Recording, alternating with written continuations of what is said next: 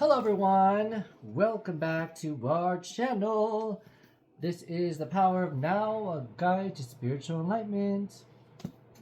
We are going to read chapter 9. Everyone, beyond happiness and unhappiness there is peace. How come I thought I'm not in there at all? Yes. That way, there.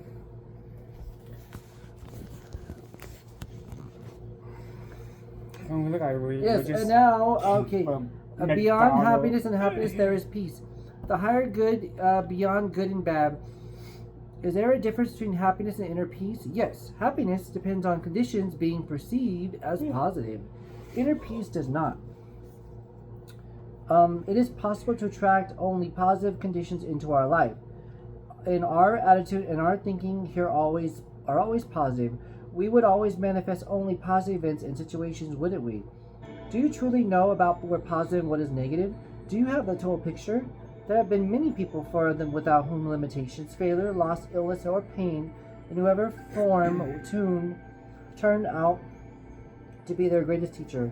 It taught them to let go of false self-images and superficial ego-dictated goals and desires. It gave them depth, humility, and compassion. It made them more real. Whenever anything negative happens to you, there is deep lessons concealed within it. Although you may not see them at the time, even a brief illness or an accident can show that what is real and what's unreal in your life, what ultimately matters and what doesn't. Seen from a higher perspective, conditions are always positive. To be more precise, they are neither positive or nor negative. They are as they are. When you live in complete acceptance of what is, which is the only same way to live, there is no good or bad in your life with anyone anymore. There is only a higher good, which includes the bad. Seen in the perspective of a mind, however, there is a good, bad, dislike, love, hate.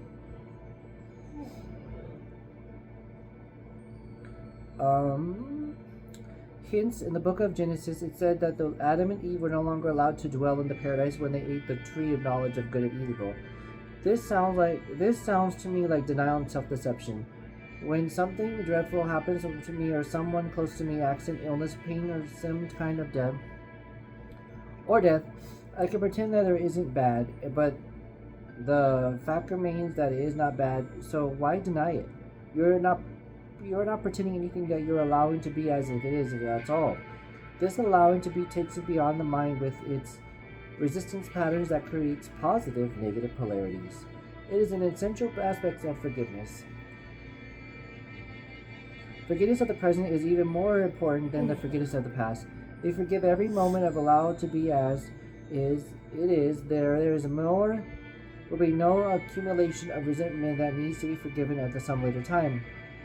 Remember that we are not talking about happiness here. For example, when a loved one has just died, or feel like your own death approaching, you cannot be happy, but it's impossible. So you can be at the peace. There are sadness and tears. But provided that you have relinquished resistance underneath the sadness of which feel a deep serenity, a stillness, sacred presence. This is an emanation of the being, of the inner peace, that good has no opposites. What if it is a situation that I can't do something about? How can I allow it to be and change at the same time? What do you have to do? In the meantime, accept what it is. Since mind is resistance and resistance are synonymous, acceptance immediately frees from our mind dynamic and thus reconnected you with being. As a result, the usual ego's motivations for daring, fears, greed, controls, defining and feeding the false sense of self will cease the operating. An intelligence much greater than the mind is now in charge. And some of the different qualities of consciousness will float into your doing. Accept whatever comes to you, woven in the patterns of your destinies for what could more apply and fit your needs. This was written 2,000 years ago by Marcus Aurelius, one of those exceedingly rare humans who possessed womanly power as well as wisdom. It seems that most of the people need to experience a great deal of the suffering before when they will relinquish resistance and accept. Before they will forgive. As soon as they do, one of the greatest miracles happens. The awakening of being consciousness through what appears as evil, the transmutations of the suffering into inner peace. The ultimate effects of the evils and suffering in the world is that it will force humans into realizing who they are beyond name and form. Thus, what we perceive as evils from a limited perspective is actually part of the higher goods that has no opposites. This, however, does not become true for you expected through forgiveness. Until that happens, evils has not been redeemed and therefore remains evil. Through forgivenesses, which essentially means recognizing the insubstantiality of the past and allowing the present movements to be as it is. The miracles of transportations happens when you only within but also without. A silent space of intense presence arises both in you and around you. Whoever or whatever enters the field of consciousness will be affected by it. Sometimes visible and immediately, sometimes at deeper levels of visible changes appearing at a later time. You are dissolved, discord, heal pain, dispose unconsciousness without doing anything, simply by being and holding the frequency of intense present. The end of your drama. In what states of acceptance and inner peace can, and even though you may not be called it bad or anything still coming to your life that would be called it bad from a perspective of ordinary consciousness. Most of the so-called bad things that happens to the people lives are due to unconsciousness. They are self-created or rather ego-created. I sometimes refer to those things as drama. When you are fully consciousness, drama does not come into your life anymore. Let me remind you briefly how the ego operates and how it creates drama. Ego is the unobserved mind that runs your life and when you are not present, and as the witness's consciousness, the watcher, the ego perceives itself as a separate fragment and a hostile universe with no real inner connections to any other's being, surrounded by others' egos, which is ego sees as a potential threat or which is the intent to use for its own ends. The basic ego's patterns are designed to combat its own deep-seated fear and sense of lack. They are resistance, control, power, greed, defenses, attack. Some of these ego strategies are extremely clever, yet they never truly solve any of the problems, simply because the egos itself is the problem. When egos comes together, whether the personal relationships or the organizations or institutions, bad things happen sooner or later. Drama of one kind or another in the forms of conflict, problems, power struggles, emotions, and physical violence, and so on. This includes collective evils such as war, genocides, and exploitations, all due mass unconsciousness. Furthermore, many types of illnesses are caused by ego's continuous resistance, which create restrictions and blockages in flows of energies through the body. When you reconnected the being on and are no longer run by your mind, you cease to create those things. You do not create or participate in dramas anymore. Whatever you or more egos come together, drama of one kind or another in news. But even if you live totally alone, you still create your own drama. When you feel sorry for yourself, that's drama. When you feel guilty or anxious, that's drama. When you let your past or futures obscure that presence, you are creating times, psychologically time, the stuff out of which drama is made. Whatever you are not honoring the present moments by allowing it to be, you are creating drama. Most of the people's in love with their particularly life drama. Their stories is their identities. Their egos runs their lives. They have their whole sense of self invested in it. Even their usually unsuccessful search for the answer, its solutions, or for healing becomes part of it. What they fear and resist most is the end of their drama. As long as they are their mind, what they fear and resist most is their own awakening. When you live in the complete acceptance of what is, that is the end of all dramas in your life. Nobody can even have an argument with you, no matter how hard he or she tries. You cannot have an argument with a fully conscious person. An argument implies identifications with your mind and a mental positions as well as resistance and reactions to other person's position. The result is that the polar opposites becomes mutually energized. These are the mechanics of unconsciousness. You can still make your points clearly and firmly, but there will be no reactive force behind it, no defense or attack.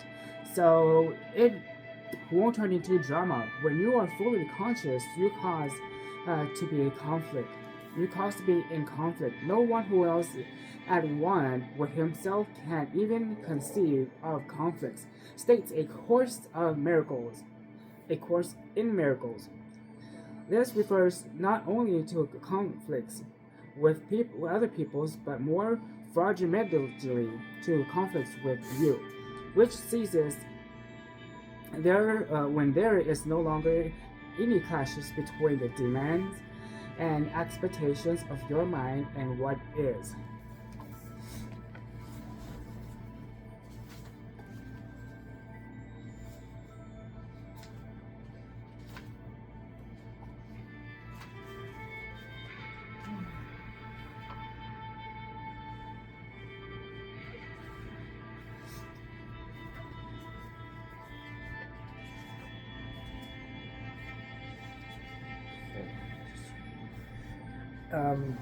Okay. Impermanence. Impermanence and cycles of life. However, as long as you are in the physical dimension and linked to the collective human psyche, physical pain, although rare, is still possible. This is not to be confused with suffering with mental emotional pain. All suffering is ego created and due to resistance. Also, as long as you are in this dimension, you are still subject to its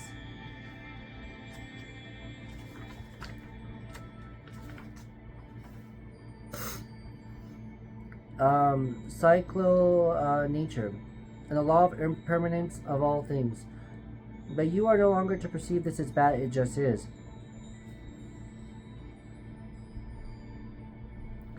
Through allowing the incense and all things a deeper dimension underneath the play of opposites reveal itself that you as an abiding presence, an unchanging stillness, an uncaused joy that beyond good and bad. This joy of being the peace of God. On the level of the form, there is birth and death, creation and destruction, growth and dissolution of seemingly separate forms. This is reflected everywhere. In the life cycle of star and the planet, a physical body, a tree, flower, and rise of the fallen nations, political systems, civilizations, and the inevitable cycles of gain and loss in the life of an individual. There are cycles of success. When things come to you and thrive in the cycles of failure, when they are disintegrate, then you have to let them go in order to make room for the things to arise or the transformation to happen. If you cling on to resistance at the points, it means that you are refusing to go with the flow of life, and you will suffer. It is not true the end of the cycle is good and down the life cycle is bad, except the mind's judgment. Growth is usually considered positive, but nothing can grow forever. If growth of whatever kind were to go, and on, it would eventually become monstrous and destructive. The dissolution is needed for new growth to happen. One cannot exist without the other. The down cycle is absolutely essential to the spiritual realization. You must feel deeply on some level, or experience some deep loss or pain to be drawn to a spiritual dimension, or perhaps your very success to become empty and meaningless, so it turned out to be the failure. Failure lies concealed in every success, and success in every fails, sooner or later, of course. And every achievement eventually comes to naught. All forms of impermanence. You could still be active and enjoy manifesting and creating new things in forms of circumstances. You won't be able to identify with them. You do not need to give a sense of self. They are not your life, only your life situation.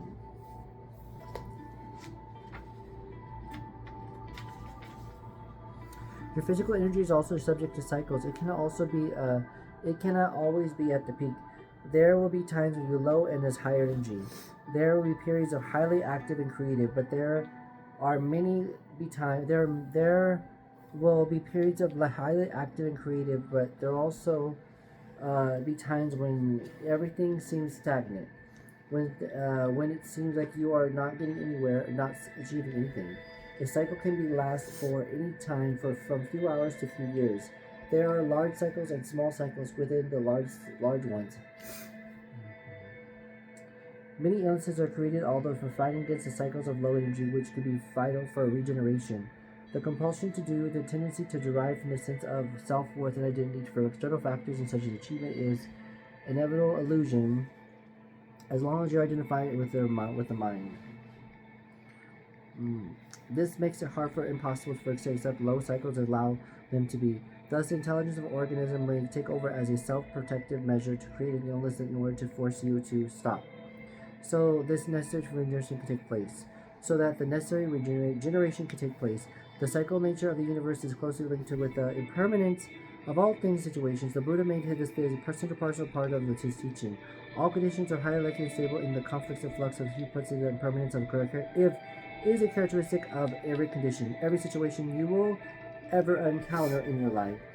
It will change, disappear, or no longer satisfy you. Impermanence is also center of Jesus' teaching. Do not lay up of yourself of the treasures of the earth, where the mouth of the moth rust, consume, and where the thieves break into the steel.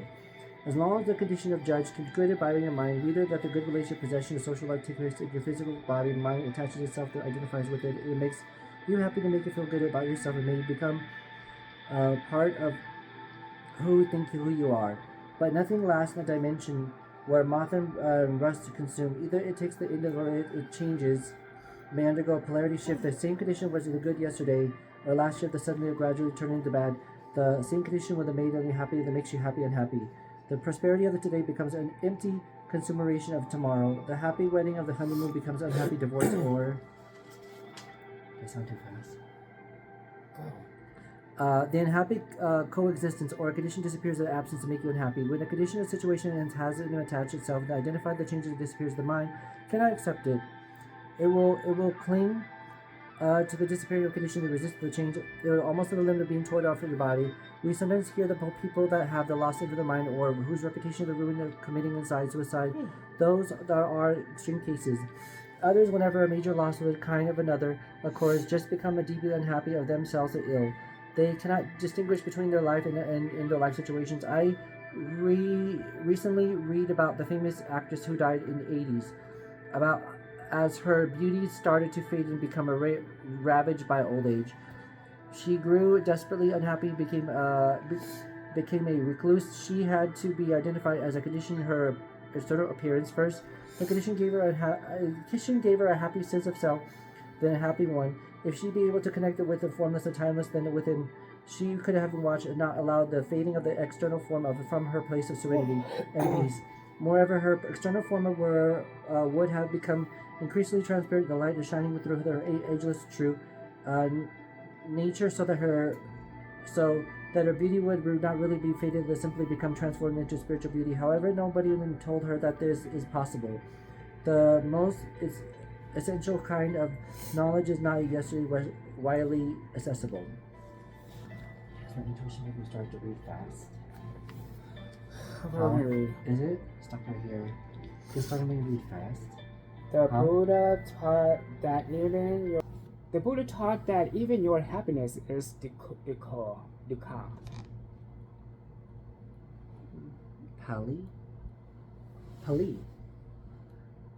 Dukkha Pali word. What are you doing? Okay, you're on camera.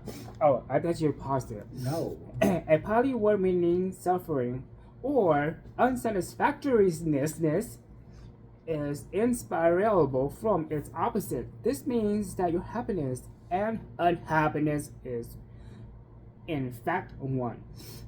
Only the illusions of time separates them. This is not being negative. It is simply recognizing the natures of things so that you don't pressure in illusions from the rest of your life. Nor it is saying that you should no longer appreciate pleasant or beautiful things or coordinate a condition. But to say something through them that they cannot give any identity or sense of permanency of fulfillment is a recipe for frustrations and suffering. The whole adverse advertising industries and consumer societies would collapse if people becomes enlightening and no longer shout to find their identity through things.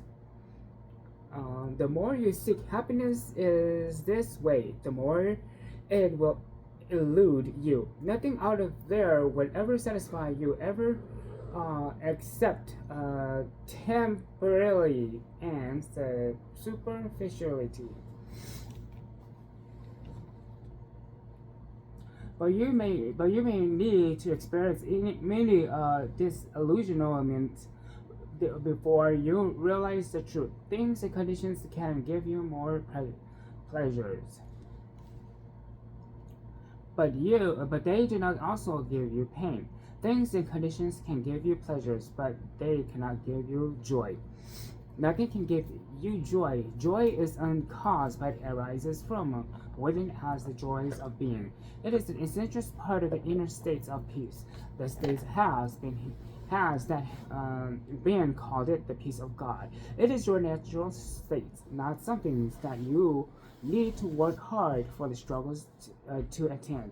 Many people never realize that there can be no salvations in anything they do, possess, or attain.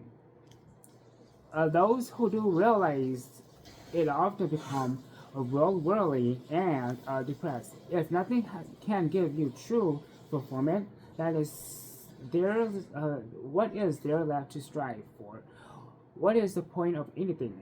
The Old Testament prophets must have arrived at such as realizations when he wrote, I have seen anything that it is done under the sun, and behold, all is vanities of the strivings after wind.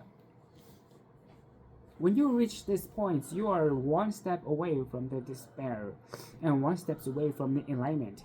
The Buddhist monk once told me, all I have to learn in the 20 years that I have been a monk, I can sum up in one sentence. All that arises passed away. This I know. What he meant, of course, was this. I have learned to offer no resistance to what it is. I have learned to allow the present, the moments to be, and to accept the impermanent natures of all things and conditions. Thus have I found peace. To offer no resistance in life is to be in a state of grace, ease, and lightness. This state is then no longer dependent upon things before a certain way, good or bad. It seems almost paradoxical, yet when your inner dependencies on form is gone, the general conditions of your life its outer forms tend to improve greatly. Things, people, and conditions that you thought you needed for your happiness now comes to you with no struggles or efforts on your part, and you are free to enjoy and appreciate them while they last. All those things are, of course, will still pass away. Cycles will come and go, but dependencies gone. There is no fear of loss anymore. Life flows with ease. The happiness that is derived from some secondary sources is never very deep. It is only a pale reflection of the joy of being. The vibrant peace that finds you within as you enter the states of non-resistance. Being takes you beyond the polar opposites of the mind and frees you from dependency on form. Even if everything were to collapse and crumble all around you, you will still feel deep inner core of peace. You may be happy, but you will be at peace. Okay, everyone, that is the end of chapter 9 of this book for part 1.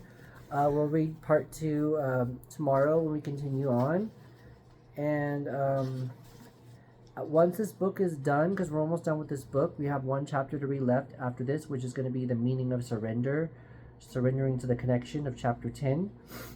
Once you learn how to surrender to the connection, then you'll be happy and fulfilled in your life, and you'll be able to understand the value of the connection and where it leads, because the true meaning of the connection is something sacred, and it's something that cannot be broken.